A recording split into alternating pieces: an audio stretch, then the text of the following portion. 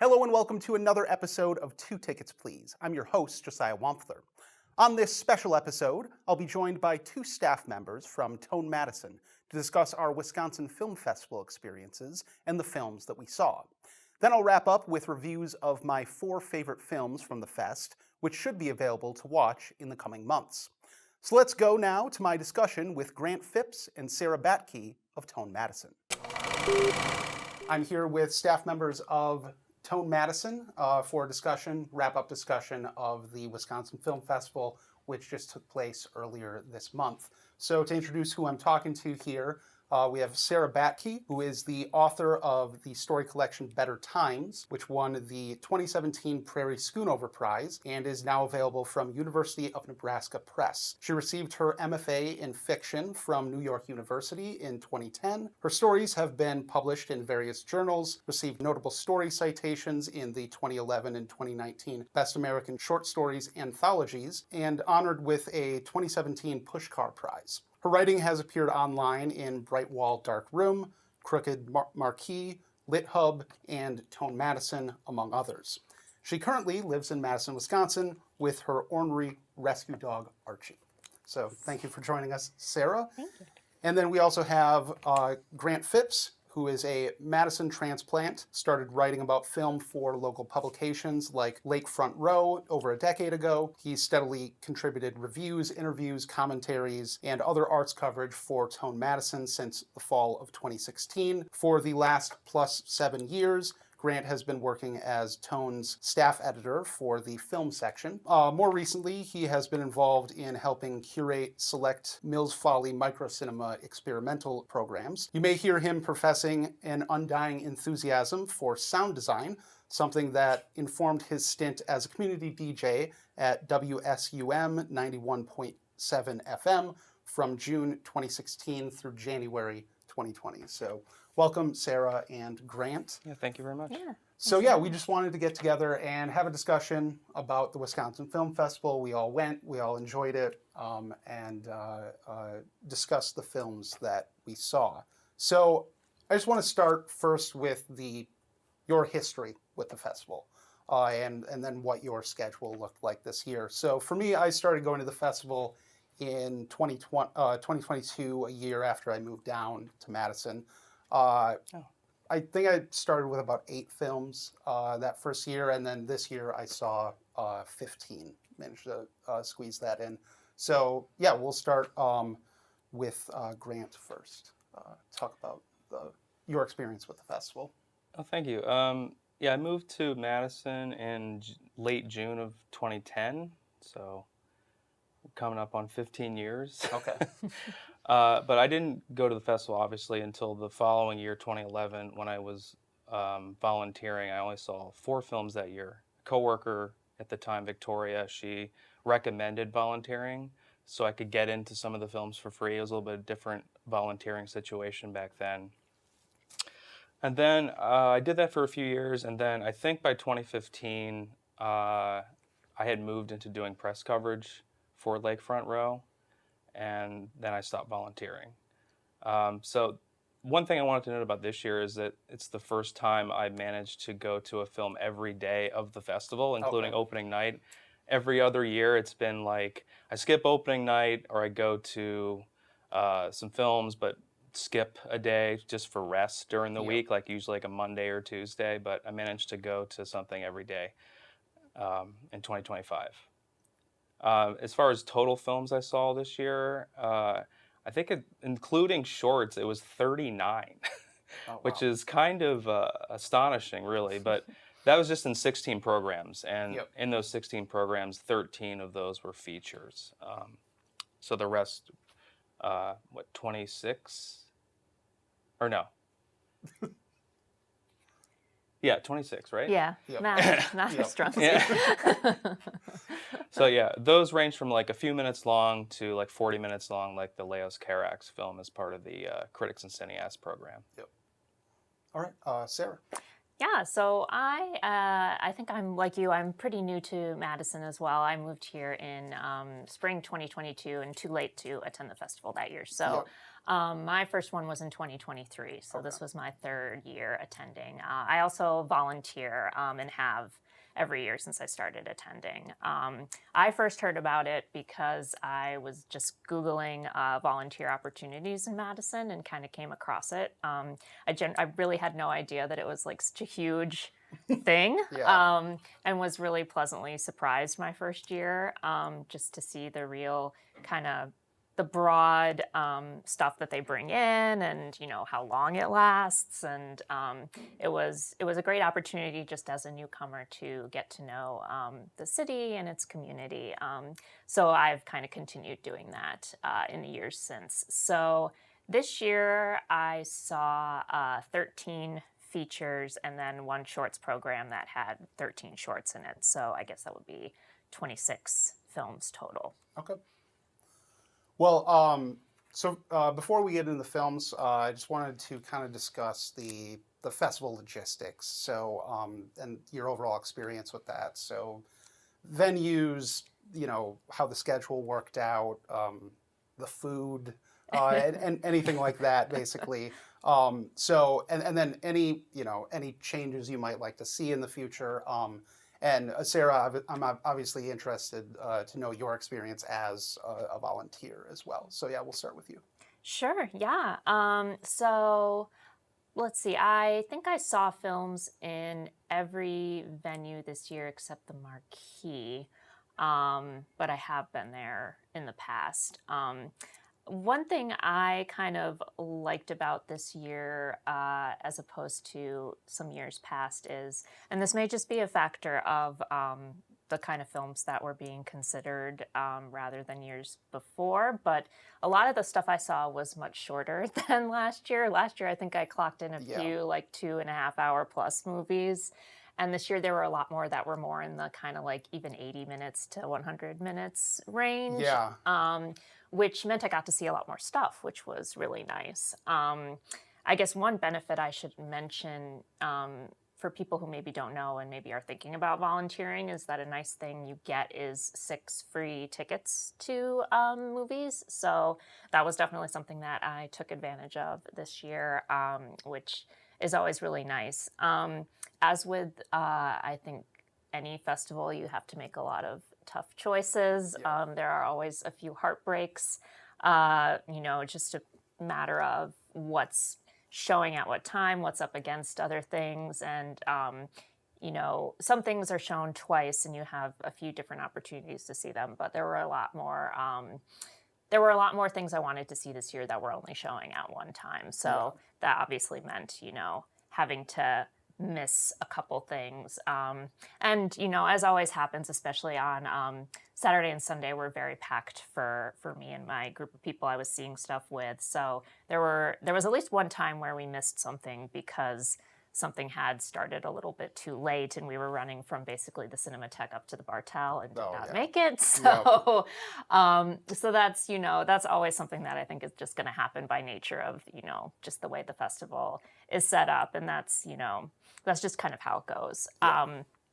But volunteering is just a really great way to get to see the festival from kind of both angles.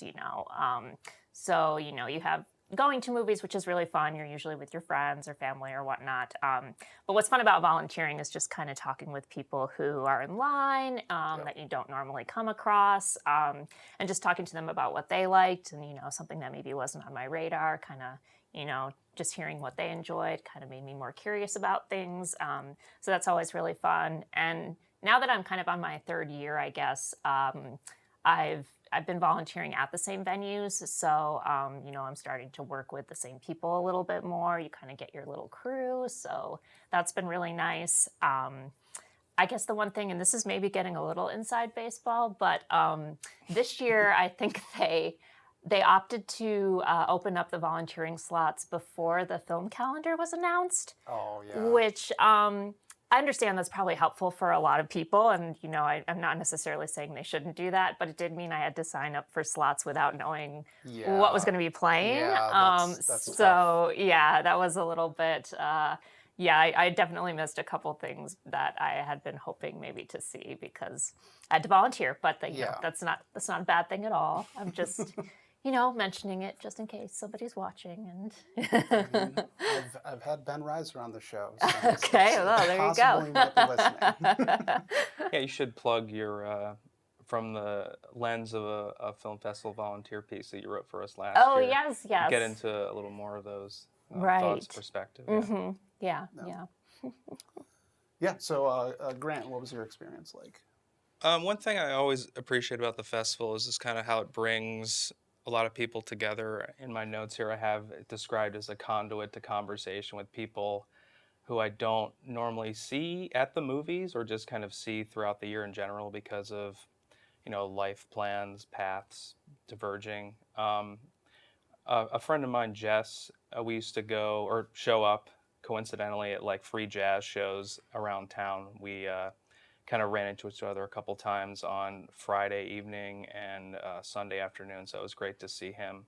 And then I successfully invited my friend Krista to opening night at the Barrymore, the very well attended and in demand ticket in demand Friendship.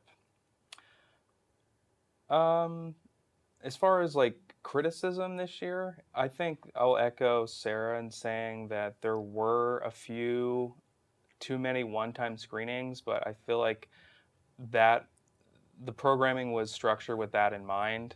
Yeah. Like they're a little more niche, like short film programs. I had to get up early on Sunday morning after being out late on Saturday to go to the Heather McAdams program at the Cinematheque venue at Phyllis Hall, and I was pretty groggy for that. And I'm like, this is an interesting time slot for an experimental program. Wondering if this would maybe play better like in the late afternoon or like kind of after the prime time slot in the evening. Yeah. Like have it as the last one of the day. But it was still interesting to go to that, and it was one of my favorite experiences during the festival. I guess lastly, I'll say that I think in 2024 they had the Barrymore open during the week for some evening showtimes. I think they had a couple Lucas Moodysson films at the Barrymore one of those nights that I was unable to make because I had work obligations that day. But they didn't do anything with the Barrymore this year during the week. It was just kind of Thursday through Sunday evening. So I'm wondering if they could bring back a larger venue during the week, or I guess alternatively incorporate flicks during the weekend, because I think it was still, excuse me, just the Monday through Thursday at Flicks. They didn't have any weekend dates for that. But the logistics, it's like since Flicks is so far removed from, like kind of the heart of the festival, even the Barrymore is kind of, it's not like you have to drive out to that necessarily. Yeah. But. I actually wonder if they could, more actually use Barrymore / Flicks during the week, and possibly be able to schedule more films, during the week. And then I always really liked when they showed films at Shannon Hall. And they completely. So what I would love is if they could actually kind of pare down the Barrymore on the weekend, or just kind of get everything more into Central Madison. So then you're running between the Barrymore and Flicks during the week, and then more Central Madison during the weekend. That would at least help with schedule, because there were a couple films I was like, oh, I might do this at the Barrymore, and then I was like, okay, that's I have like 30 minutes after film. There's no way I'm making it over there. Yeah, back in the 2010s, for a short time, they used the Momoka theater space. Yeah. It's kind of like in between the Bartel and Cinematheque and Chazen Museum, so that was kind of a nice space.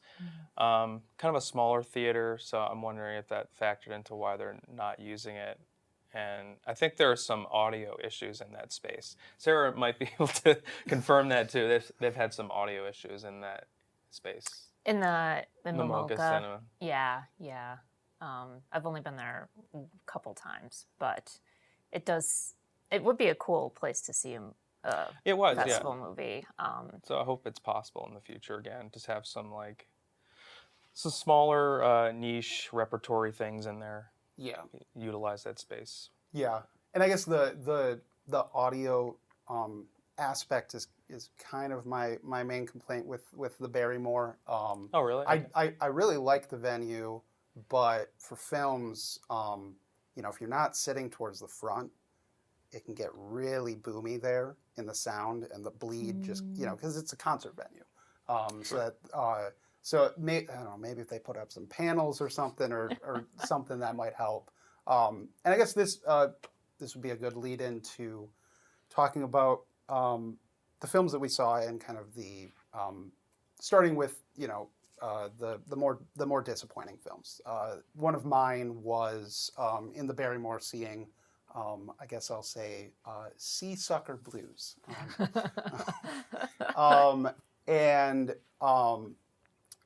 Partially this was due to the film itself, but partially I think it was that the sound in the Barrymore, because I don't think the film has incredible sound to begin with, and then combining that with that boomy space, it was basically like I couldn't understand any of the dialogue pretty much the entire time. Were you seated toward the back of the? I was actually seated towards the front. Oh, okay. So that was a little surprising. Again, I think a lot of that was the film itself. But that was an interesting experience where I was like, this is very interesting images, but I don't know what's going on right now exactly. Sometimes, so that was one of the more disappointing ones. The film itself, I think, it's an interesting experience because it's kind of destroying the mythology of the Rolling Stones. Oh, these guys, they like to have sex and do drugs and whatever, and oh, isn't that like a fun sounding lifestyle and whatever? And it's like kind of showing like how they're kind of a-holes behind the scenes, and the sex is kind of like there's some gray areas when it comes to consent with what you're seeing on the screen, where it's like I don't know what's going on here. And then they're just like they're very it's a bunch of high dudes talking to each other, and that can get annoying. So that was a very interesting aspect, because you could feel like coming into the movie, it's like a lot of Rolling Stones fans in the audience, and then like the movie starts and everybody's like, oh, what is this? So it was a somewhat disappointing experience that I also think was somewhat valuable in that it was very interesting to kind of experience that aspect of it. So yeah, that was one of mine. Either of you can go. Do you want to talk about your disappointments? Yeah, I mean, I guess I hate to use the term disappointment or, saying that I disliked something just because, people worked very hard on these movies. And, it's always great to be able to see something that you wouldn't necessarily get to see in a regular, first run theater or something like that. But there were a few films that just sort of, I just, like I think you said in your notes, it didn't quite vibe with, or, weren't quite my cup of tea, I guess. One of them was a film called Gazer, which is, I guess the way it was described was sort of as a kind of neo-noir type of film, about a young woman who is sort of dealing with a mental degenerative disease, and is trying to sort of piece together this mystery, which I think with things like that, it's sort of like how much you kind of buy into the sort of genre deconstruction that's sort of going on with it. But personally, I just found the film kind of tedious. It also, I guess, I don't want to get into spoiler territory, but there are some elements that borrow very clearly from the filmmaker David Cronenberg, which who coincidentally also had a film in the film festival this year. But some sort of, it just felt like a very odd choice for the filmmakers to be making. So that was one that didn't quite hit as hard as some of the others. Yeah. Grant? Yeah, I'll kind of second that. We saw the same screening, I believe, on Saturday night. Yes, that's right. Yep. Yeah, a little derivative in what it's doing. I was on board with it for a while, and then it really completely fell apart, and then it sort of grabbed my attention again toward the end. So it wasn't, wasn't a waste or whatever you might say. But I would say it was just sort of like an average film. It had some cool sound design. It looked good, but ultimately not too much there. Yeah. Excuse me. I would say my biggest disappointment this year was kind of a shocking one. Ramon Zerker's The Sparrow in the Chimney, which I saw, I think, during its first screening at Flicks on Tuesday night. So I'm familiar with his work. He's done collaborative stuff with his twin brother, Sylvan, I believe. And their films are sort of hard to pin down and describe, whereas this film felt like it was leaning into kind of cheap morbidity and like elevated horror tropes. And I didn't understand what the hell that was about in that film. I mean, maybe that's a kind of a spoiler because I didn't really anticipate that going into the film. The last film that they made was called The Girl and the Spider, kind of keeping with the animal imagery, I guess. And well, their first feature together is called The Strange Little Cat. So we go from cat to spider to sparrow. Okay, interesting. And they're part of like a loose trilogy, I think. I forget how they characterize this trilogy. But basically, they're all sort of about like domestic turmoil. But I feel like there's a lot of humor there's progressively less humor in the films as they go on. Like Strange Little Cat is like kind of completely zany, if my memory serves me. Whereas there's more of a kind of a tightrope walking in Girl and the Spider. I was reading this essay after I watched Girl and the Spider again earlier this week the essay's by Erica Balsam, and she basically talks about how the film finds space for hostility and humor, compassion and cruelty to coexist sometimes, like even in the same moment between like neighbors, family members, like happenstance lovers, as it were. So it's a very thrilling and interesting experience, whereas I feel like everything in Sparrow in the Chimney is sort of flattened and it's too cruel, and like when they're going for humor, it just doesn't work because everything else around it is kind of suffocating. Mm-hmm. Okay. It was interesting that I think Ben Reiser hyped this film up pretty highly before the screening, and I talked to him last year, and he remarked on how much he liked it. So I had high hopes for it, but it just didn't resonate with me. Like I said, that elevated horror element kind of pivot in the third act was just like, what are we doing here? Yeah. So that was my biggest disappointment. I would say that's pretty much it. Yeah. Let's move on to talk about the great things we saw.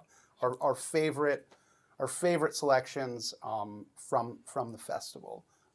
So yeah, we can start with Sara and then just kind of go around from there. Sure. Yeah. So one thing that is always really kind of pleasurable about the festival is some of the rep screenings that they bring in, and oftentimes those are accompanied by some sort of special supplementary type of thing. So one that I really enjoyed was being able to see Twin Peaks Fire Walk with Me, which was at the Chasen. And I didn't get to go to this because the slots filled up too quickly, but they did have some of David Lynch's artwork with tandem press on display for people to be able to go and look at afterwards. But that was a really fun experience just because there were a lot of young people at the screening, which I only bring up because I was curious how many of them were first interacting with a work by Lynch or a Twin Peaks film or work, which quite a film to jump in with. Yeah, right, exactly. Yeah, it might be a prequel, but I'm not really sure what your reaction would be without having at least some foreknowledge of what the series is getting into or is about. But there was also a very fun little pre-show that a projectionist I think had put together beforehand with just some little ephemera and just commercials that were done or just little art pieces that Lynch had done, which was really fun, especially seeing stuff like Twin Peaks actors doing PSAs, back in the day, which was pretty entertaining, and stuff I just had never seen before. So all in all, that was just a really fun experience to have. Yeah, I mentioned the Heather McAdams program on Sunday morning. That was definitely a highlight. And one film in particular was a 30-minute short, so a longer short. I think her most famous film from the late 80s. It's called Meet Bradley Harrison Picklesheimer. It's basically a humanizing portrayal of a drag queen in the Kentucky area around that time, the American South, during the Reagan era. And it's a historically important film, I think. It's also just extremely interesting because the subject and her filmmaking is very focused. I don't know how much I want to get into the content of it, but it just kind of shows you some of the contradictions within queer culture and queer identity within that time period, within that sort of region of America.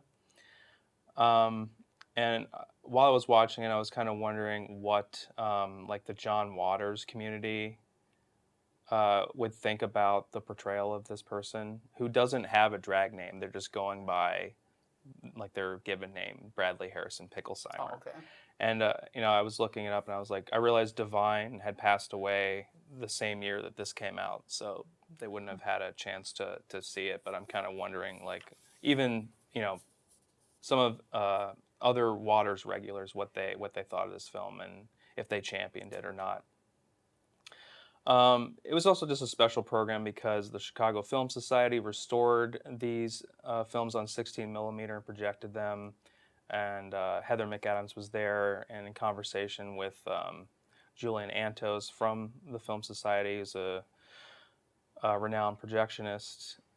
I also remember Heather McAdams telling us that we should have been in church instead of going to this screening.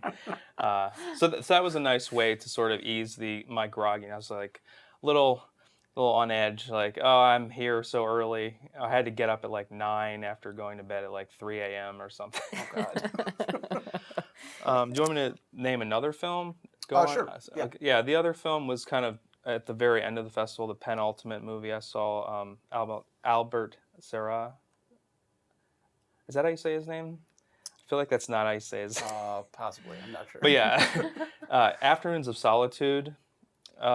Lewis Peterson wrote a review of that film for Tone about 2 weeks prior to me watching it, and I edited it right away, so I had some idea of what to expect, but some of it had faded from memory just because of all the other films I'd watched. But I was especially interested in what it was going to depict and how it was going to depict it as a vegan of 10 years now. So yeah, it's about a matador, Andreas Roca-Ray, and he's it just goes by Roca basically, mononymous, he's a celebrity, pick any anonymous celebrity who's come from America or the English-speaking world. I'll just say, similar to the McAdams short about the drag queen, Bradley Harrison Picklesheimer, it's sort of a view into a culture that's been distorted and I guess in this case mythologized over time. I feel like as an American millennial thinking about how the image of the matador has been shaped by like cartoons even. Like I Yeah. feel like there's a prominent short cartoon with Bugs Bunny Yep. Yeah. and there's some other That's what immediately comes to mind when you exactly. think about But the that is Matador. that's Yeah. not that short I don't feel like is accurate. So but this film was interesting for me as someone who takes notes all the time when I'm watching movies. I had the leisure to do so because it's just kind of like unrelenting. It's just kind of showing you uh, what happens in the ring and outside the ring with the sort of uh, posse, the entourage of fellow matadors, and it's just kind of I described it as ritualistic violence for like 2 hours, but it's like this pageantry, and it's like they would make an excuse for whatever they were doing as long as it was in the name of like um, status or pageantry or whatever like was considered culturally momentous. Um, yeah, there are numerous scenes of them just kind of talking about how big their balls are. How big their gonads are. Yeah. And how the bulls are cowardly, and it's just kind of interesting how they've been trained psychologically to see the bull as their mortal enemy and opponent, not the system that they're in, which is I think is patriarchal and weird. Yeah. And it's like it necessitates a winner and loser that's very predictable every time, and the loser is dead at the end of this kind of staged event. So it gave me a lot to consider, and there's some arguments that I've read briefly about Sara's complicity in what he's showing, but I don't think that he had any power to stop what was happening. He's just I'd be interested to know like why he chose this as a subject. I mean, he's from this country where he's filming it, I believe. So I'm sure that was a factor. If you want to read more about the film in perspective, you can read Lewis's piece for Tone, which is also excellent in sort of analyzing various aspects that I kind of touched upon here. Right, Sara. Yeah, so there were quite a few newer films that I enjoyed. Just to mention a couple quickly, I really liked Happy End a lot, which is a Japanese film by the same director who I think was at the festival last year with the Ryuichiko. Sorry, I'm gonna. Ryuichi Sakamoto. Sakamoto. Well, that's film, directed by yes. his son, actually. Oh. Yep. So, Yeah. okay then. Yep. Which I thought was a really interesting sort of kind of near future kind of vision of, I guess you could call it a totalitarian or at least a repressive society, and the effect it has on kind of the children who are living there. Thank You for Banking with Us was another one I really liked, which again, also a repressive society, at least for women, which takes place in Palestine, actually, which was very interesting because it's obviously, we have a lot of assumptions about what life is like there, but this kind of really turned all of that on its head and made me look at that area in a new way. So that was really kind of a delightful thing to see. But my favorite film I saw at the festival was a film called Familiar Touch, which is directed by Sarah Friedland. I believe it's her feature debut. I think she's made a few short films. But that was about an older woman who has dementia. The word is never used, I don't think, in the film, but it's clear that that's what's going on with her, and has just been placed by her son in an elder care facility. And it's just this kind of lovely little slice of late life movie. It just sort of follows along with her as she kind of gets used to this new situation and tries to understand it. And I guess what I liked about it was how much grace it offered its characters, and the fact that, I mean, this is a part of life that, we all go through eventually, but is so rarely illuminated in that way on screen, with such care and compassion. And also kind of, I mean, a lack of drama makes it sound like it's not that exciting, but it was just kind of lovely to just get to know this woman at this stage in her life. And it's clear, like, I mean, without having to use heavy-handed things like a voiceover or flashbacks, we kind of get a picture of, you know, when she has her flashes of clarity, like what her personality was and still can be at times. And I thought the lead performance, which is an actress named Kathleen Chalfant, I think she's done a lot of TV, but it was a really lovely thing to watch. I watched it with my mother, and we both had kind of emotional reactions to it. It was very nice. I think that one is. I think Music Box Films maybe has the rights to it and is planning to release it theatrically at some point. So that'll be good. It'll get to see a wider audience eventually. Yeah, it was great to hear that. I regret missing that. I remember after the festival concluded, I remember that I think Leonardo Goy, he's a kind of a relatively famous international critic, had that at the top of his list of where it premiered last year, and I was like, damn, I missed that. Yeah, but it's good to hear that it has distribution. Yeah. Right, yeah. Are there any other titles that you would like to discuss? Did we do official rankings? I put everything in my ranked order, but like it's not necessary to do that. But like, yeah, Spook was Sat by the Door is probably my favorite like experience, followed by the Heather McAdams program. Also like Happy End a lot. And the more I thought about the Godard film, A Woman is a Woman, the more I liked it. Mainly for the Michel Legrand score, which is just incredible. Like the waltz, like I described it as herky-jerky waltz arrangements that kind of come up like every 30-second spurts. They're just so lovely, and it kind of speaks to my weird musical sensibility. The film itself is very like silly, but intentionally so. You know, it's part of the kind of early part of the French New Wave.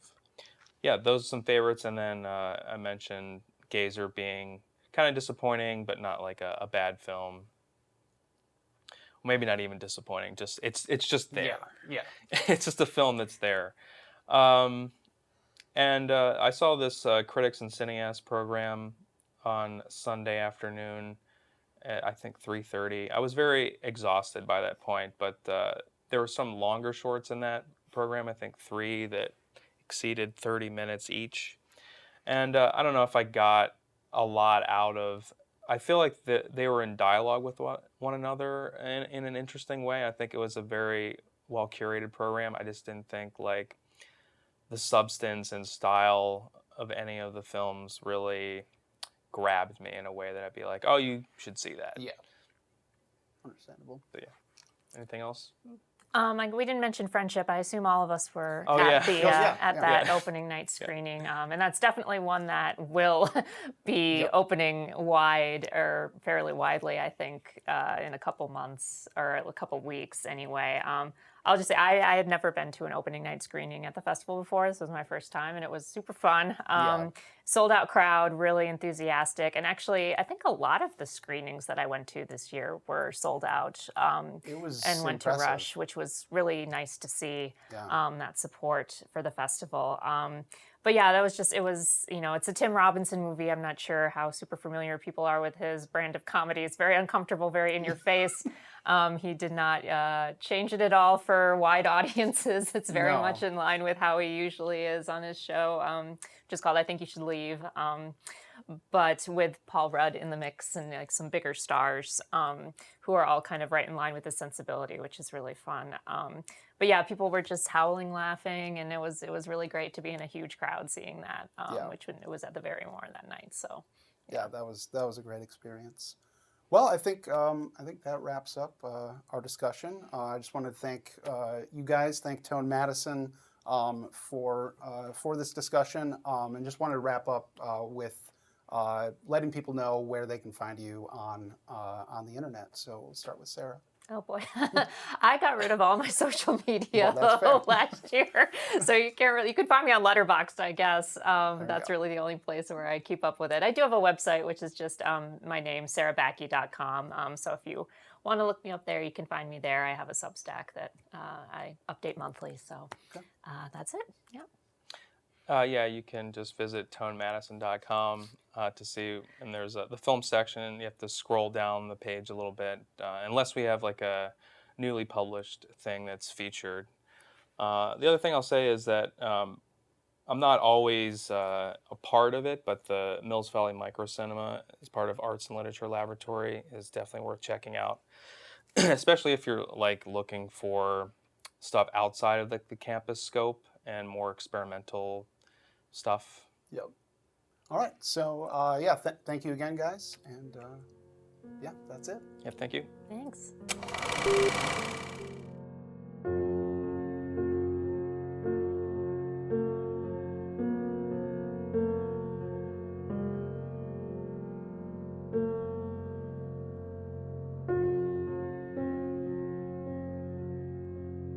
Sometimes you see a film and immediately fall in love with the feelings it evokes within you.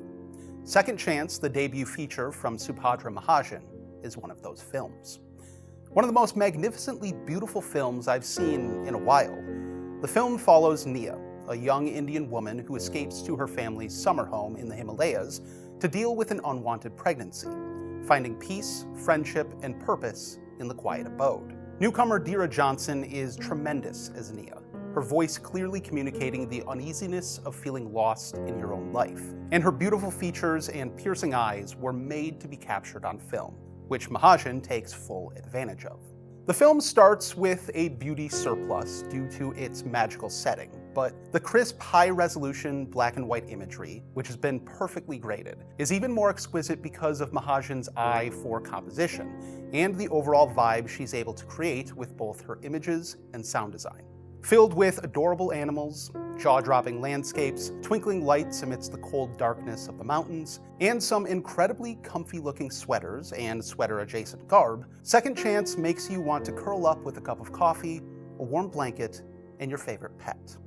Plot-wise, it doesn't have a ton going on, and the broad strokes of Nia's story have certainly been seen on film before, but the magic of Second Chance is found in the cultural specificity of that story and the quiet setting that allows us to contemplate the feelings it evokes. While I wish it would have delved further into the questions of class inherent in their relationship, the friendship Nia develops with the old woman looking after the property and her grandson led to numerous tender human moments that hit me right in the feels. I can't wait to revisit the film later this year and look forward to seeing more from Mahajan and Johnson in the future.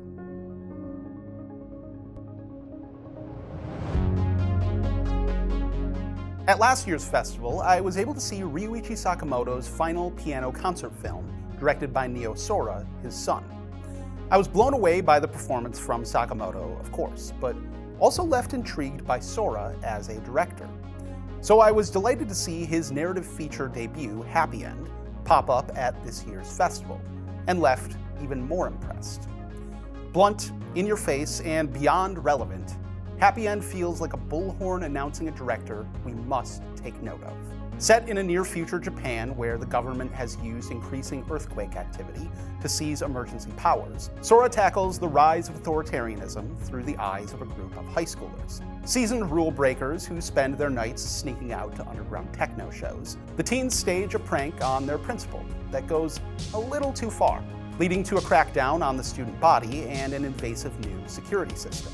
Faced with these oppressive new measures at school amidst the backdrop of an increasingly fascist and anti-immigrant government, the students find themselves at a political crossroads. Will they channel their rebellious angst into action or keep their heads down and try to get to graduation? Though it may feel a bit myopic to view this authoritarian future through the eyes of students, Happy End is all the more thoughtful, inspiring, and funny for its more localized approach. It shows the tricky dynamics of a political awakening happening among friends at different paces, the pull the film's marginalized students feel toward activism, and the danger they face as a result, the insidious ways that tyranny trickles down from the top, and the importance of joy and humor for maintaining hope in any struggle. Two of the friends, Yuta and Ko, are particularly close due to their shared love of making music. In Ko, we see the zeal of a new activist, desperate for change born out of the precarity he feels as a Korean immigrant. In Yuta, we see a kid that is pessimistic about the possibility of change and sad his friend has less time for him. One night, as they are discussing the political moment that they are in, Yuta says, "The world is already over. If you lower your expectations, you'd have a lot more fun." Right now, it's easy to look around and say that the world is over, and frankly, those in power would love for us to do so. To borrow a phrase from author Naomi Klein, these are end times fascists, seeking power in a societal collapse they are engineering. Happy End shows the necessity of refusing to lower our expectations, fighting back at all levels, and securing the small victories that are the building blocks of any successful movement. When Ko asks his teacher what comes after protest, he gives him a knowing look. Ko knows the answer. It's a constant struggle for justice, but hopefully we can fill it with as much humor, dancing, love, and joy as the friends of Happy End.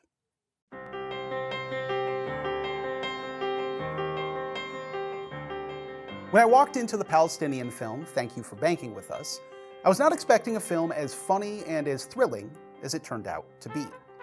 While the Israeli occupation hovers over this film, it is also an all too rare look into the internal issues within Palestinian society in the West Bank, as well as a delightful story about sisterhood that showcases the beauty of Palestine. Part family drama, part heist film, Thank You for Banking With Us centers on Noura and Miriam, somewhat estranged sisters with divergent lifestyles. When their father suddenly dies after years of being cared for by Noura, she convinces her sister, reluctantly, to help her secure their inheritance. In the West Bank, wills are not allowed, and half of the house and all of the father's money will go to their very estranged brother in America. So the sisters must find a way to cash out their father's bank account before anyone knows that he's dead.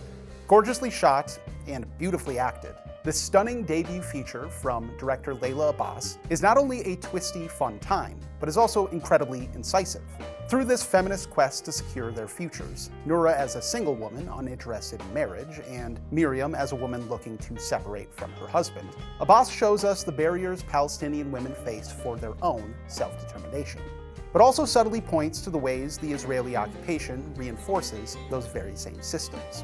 This country belongs to a few rich people who are robbing us, Noura tells her sister at one point.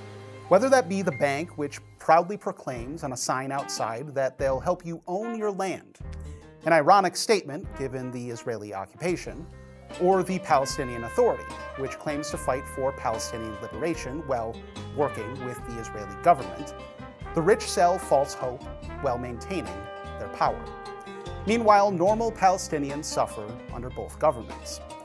At one point, Noura wonders aloud why her freedom as a woman must wait for all of Palestine to be free. Pushed apart by the men in their lives, Noura and Miriam reignite their bond as sisters by fighting back against those men with this delightful story of feminist financial crimes. A small act of resistance at a time when we need all that we can get.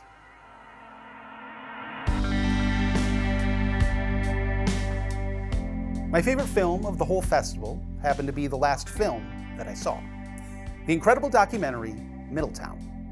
Directed by Amanda McBain and Jesse Moss, who gained acclaim for their films Boys State and Girls State, their latest centers on Fred Isaacs, a teacher who gained prominence for the story his video English class broke in the 90s. The class started with typical school programming, interviewing cheerleaders and athletes, but quickly grew into a substantial student journalism operation as Isaacs encouraged his students to pursue stories about apparent toxic waste runoff from the local landfill.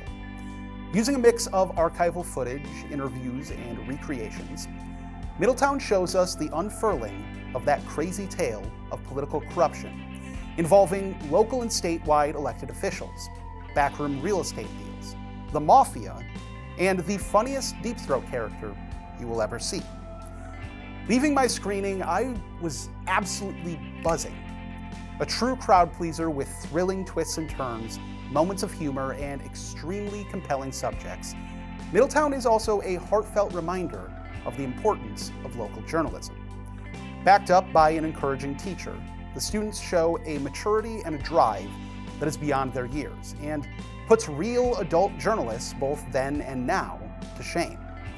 It was incredibly inspiring, especially as someone who works with students on video production every day, to see what a determined group of high schoolers dedicated to pursuing the truth can accomplish for their local community. Yet, as stirring as that sentiment is, McBain and Moss show us how getting the story out is just one step in a long road to effecting change. Politicians, legislative roadblocks, and even cynical attitudes among other journalists can stand in the way. And ultimately, truth does not always win out. Most stories don't get wrapped up nice and neat with a bow, the bad guys getting punished and the community bettered. And Middletown is no exception. But in the face of that reality, there's one piece of advice Fred Isaacs had for his students that I'll never forget. He tells them that they must have civic courage, which he defines as acting as if you live in a real democracy. Now, perhaps more than ever, when objective truth is rejected by our leaders, the will of the people is trampled, and political corruption is out in the open, civic courage is the only path forward. For activists, for journalists, and for anyone interested in bettering this world, no matter what roadblocks we face and the cynicism we feel, the work must go on.